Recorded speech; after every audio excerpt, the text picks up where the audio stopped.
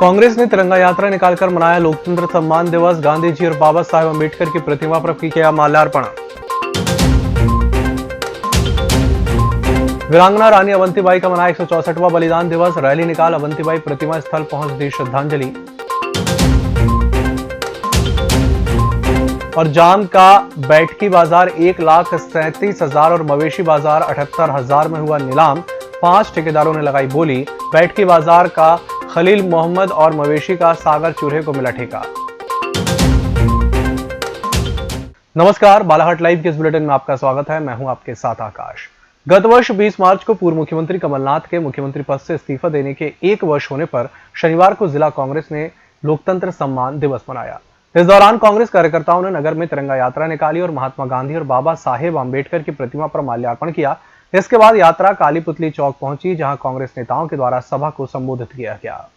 तात्पर्य था, आज के 1 साल पहले जब हमारे मुख्यमंत्री जी कमलनाथ जी को ये एहसास हुआ कि इन्होंने विधायक खरीद लिए और ये सरकार को गिराएंगे, गिराने के पहले ही उन्होंने जाके इस्तीफा दे दिया।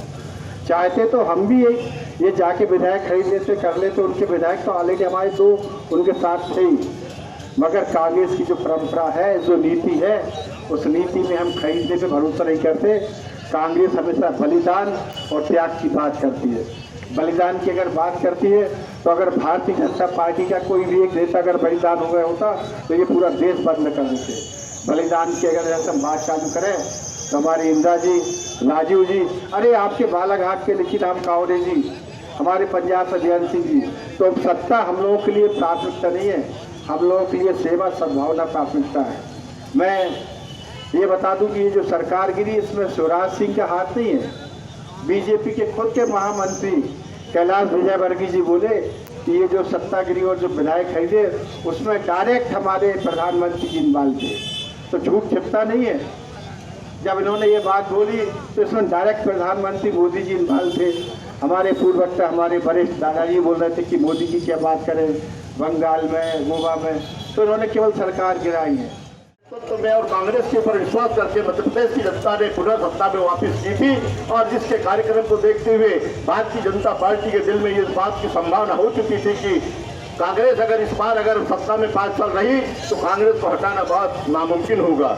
जिस प्रकार से बिक्री फरोख्त करके और झूठे आश्वासन देके हमारे कुछ विधायक साथियों को जिस प्रकार से गुमराह किया गया है और यहाँ पर प्रजातंत्र की जो हत्या की गई है, मेरे साथियों, आज पूरे मध्य प्रदेश में ये हमारे संविधान दिवस के रूप में आज का 20 मार्च का दिवस मना रहे हैं। आप सभी को इस बात की जानकारी मेरे पूर्व वक्ताओं ने दी है और ये बात भी सच है।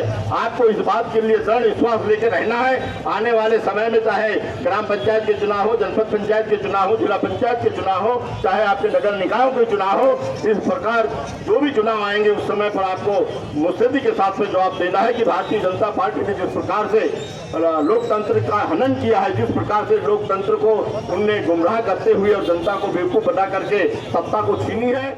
जिला लोधी महासभा के द्वारा वीरांगना रानी अवंतीबाई का 164वां बलिदान दिवस भव्य रूप से मनाया गया। इस अवसर पर मोती गार्डन में स्थित दानवीर राम बापू के प्रतिमा पर माल्यार्पण कर राम बापू प्रतिमा स्थल से भव्य रैली निकाली गई। उपस्थित अतिथियों ने रानी अवंतीबाई की प्रतिमा पर माल्यार्पण कर उन्हें श्रद्धांजलि दी। रैली के दौरान वीरांगना अवंतीबाई की जीवंत झांकी आकर्षण का केंद्र रही।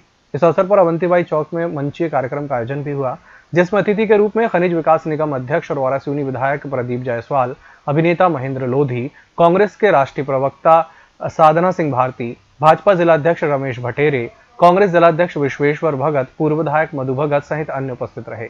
इस अवसर पर अतिथियों ने वीरांगना रानी अवंतीबाई के जीवन चित्र पर प्रकाश डाला।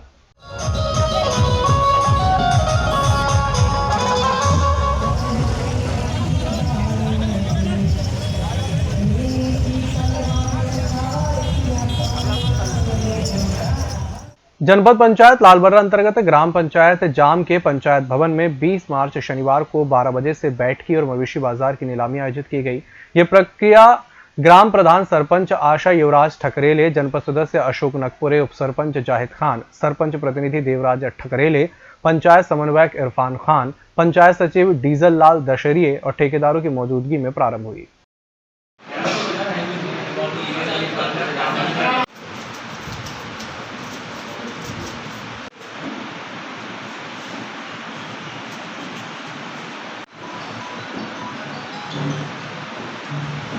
आज ये बैठकी बाजार और मवेशी बाजार दोनों बाजारों की नीलामी हुई है।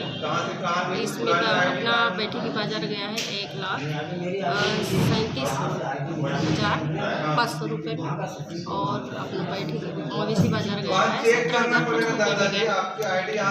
जो राशियाँ जो आएगी हाँ, वसूली में इससे किस तरह से कार्य किया जाएगा? इस तरह के इसमें अपने गांव के विकास में स्वच्छता के ऊपर गाँव की इसमें जैसे कहीं अपने रहते ना सामाजिक विकास में क्षेत्रों के विकास में ही वो राशि का यूज किया जाता है, उपयोग किया जाता है। बलिदान कितने पहुँचे थे यहाँ? बलिदान तो 6-7 थे।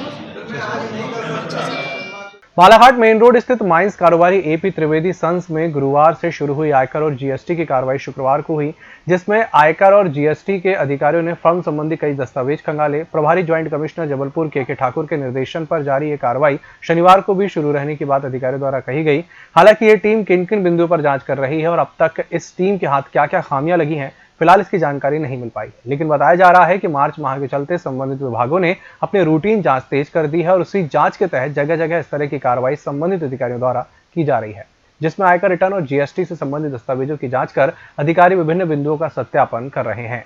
इस पूरे मामले को लेकर की गई चर्चा के दौरान कार्रवाई कर रहे अधिकारियों ने इस मामले पर अपनी प्रतिक्रिया देने से फिलहाल इनकार कर दिया। बुलेटिन वक्त तक छोटे से ब्रेक का जल्द हाजिर होंगे।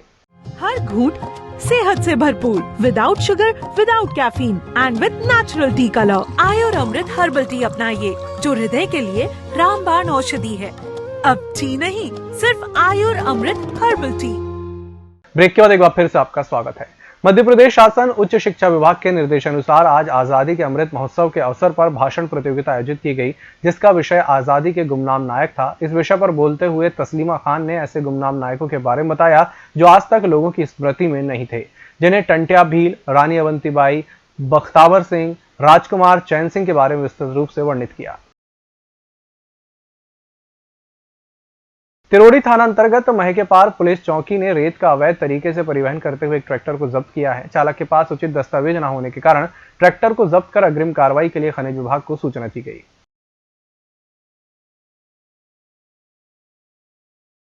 पक्षी और वन्य प्राणियों के संरक्षण के प्रति जागरूकता फैलाने के मकसद से सोनेवारी अभ्यारण्य संघर्ष समिति और मध्य प्रदेश श्रमजीवी पत्रकार संघ वारासिवनी के संयुक्त तत्वाधान में शासकीय कमला नेहरू विद्यालय परिसर में विश्व गौरैया दिवस मनाया गया। जानकारी अनुसार सोनेवानी अभ्यारण्य संघर्ष समिति और मध्य प्रदेश श्रमजीवी पत्रकार संघ वारासिवनी के संयुक्त तत्वाधान में विश्व गौरैया दिवस मनाया गया, जहां उपस्थित अतिथियों के द्वारा लगातार हो रहे प्रकृति और पर्यावरण के दोहन को लेकर चिंता जाहिर करते हुए प्रकृति से जुड़े रहने की बात कही। पर्यावरण के लिए भैया ने जो कार्य किया है, हम सही में हमें क्षेत्रवासियों को भैया को साधुवाद देना चाहिए। भैया ने अभी हाल ही में विधानसभा में हमारे क्षेत्र से लगा हुआ सोनेवानी का जो क्षेत्र है, जहाँ पर अनेक प्रकार के वन्य प्राणी रहते हैं, भैया ने इसको विधानसभा में उठाया और ये आवाज़ उठाई है कि यहाँ पर इसको अभ्यारण्य घोषित किया जाए। ये एक बहुत अच्छी सोच है और भैया ने बहुत ही जल्दी इस मामले को इतना गंभीरता से लिया और उसे विधानसभा में उठाया। हम उनको कोटि कोटि धन्यवाद देते हैं। आज की डेट में अगर किसी को बाघ देखना है, और जो हम लोग भी पैसे से सक्षम नहीं है, बहुत साधारण परिवार के लोग हैं, लेकिन बावजूद इसकी अगर आप लोगों को मैं जानकारी दे दूं, किसी को बहुत करीब से बाघ देखना है तो मात्र 25 किलोमीटर की दूरी पे आपको बाघ देखने मिल जाएगा। 1500 रुपये वहाँ की गाड़ी वाला लेता है और जितने सदस्य जाएंगे उनकी 100 रुपये एंट्री लगती है और बहुत ज़्यादा खर्चा नहीं है। 2000 रुपये में आप लोग कंट्रीब्यूट कर लें। अगर 6-7 लोग एक गाड़ी में बैठते हैं, अगर देखना चाहें तो आप लोग कभी छुट्टी में जाके अपने परिवार के साथ देख सकते हैं। आपको 101% 90% की गारंटी में आपको देख रहा हूँ, आपको बाघ देखने मिल जाएगा। पर ये बहुत लंबे समय तक नहीं होगा, क्योंकि अभी आने वाली बरसात है। गर्मी के बाद बरसात आएगी, उनकी टेरिटरी धुल जाती है, वो लोग भटक जाते हैं, दूसरे क्षेत्रों में चले जाते हैं, ऊंचे क्षेत्रों में चले जाते हैं। अगर आप लोगों को जाना हो तो आप लोग जरूर जाइए, सोनेवानी को करीब से देखिए, वहाँ के वन जीवन को देखिए और उससे प्यार कीजिए। यहाँ उपस्थित है, चूँकि समय कम है, हमारे सभी यहाँ अध्यापक उपस्थित हैं। दिवस मनाने का अवसर मतलब ये है कि आज गौरव दिवस मना रहे हैं।